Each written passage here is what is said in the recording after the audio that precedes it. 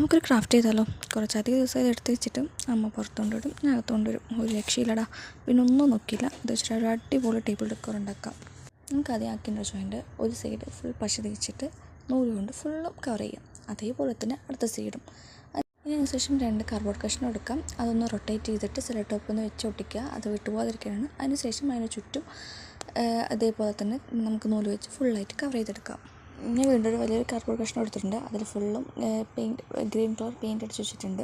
നമുക്കൊരു ടേബിൾ ഉണ്ടാക്കണം. ടേബിൾ ഉണ്ടാക്കാനും ഒരു കാർഡ്ബോർഡ് കഷ്ണം എടുത്തിട്ട് അതിൽ ഫുള്ള് പശ തേച്ച ശേഷം ഫുള്ളായിട്ട് ഈ ത്രെഡ് വെച്ചിട്ട് തന്നെ നമുക്ക് കവർ ചെയ്തെടുക്കാം. അതിനും ഒരു സ്റ്റാൻഡ് ഉണ്ടാക്കി അതും ഇതുപോലെ നേരത്തെ ചെയ്ത പോലെ തന്നെ അതൊന്ന് കാർഡ്ബോർഡ് കഷ്ണം റൊട്ടേറ്റ് ചെയ്ത് സെല്ലോ ടോപ്പ് ഒട്ടിച്ചിട്ട് അതിന് ചുറ്റും ത്രെഡ് വെച്ചിട്ട് ഒട്ടിച്ചെടുക്കും. അപ്പോൾ ഇത്രയേ ഉള്ളൂ. നമ്മുടെ ഫൈനൽ ലുക്ക് നോക്കിയാലോ? അപ്പോൾ ഇഷ്ടപ്പെട്ടാൽ ലൈക്ക് ചെയ്യാം, എന്തെങ്കിലുമൊക്കെ കമൻറ്റ് ഇടും, വായിക്കാമല്ലോ. പിന്നെ മറക്കാതെ സബ്സ്ക്രൈബ് ചെയ്യാം. ഞാൻ ഇനിയും വീഡിയോ ആയിട്ട് വരുന്നതായിരിക്കും. അപ്പോൾ എല്ലാവരും സപ്പോർട്ട് ഉണ്ടാവുമെന്ന് വിചാരിക്കണം.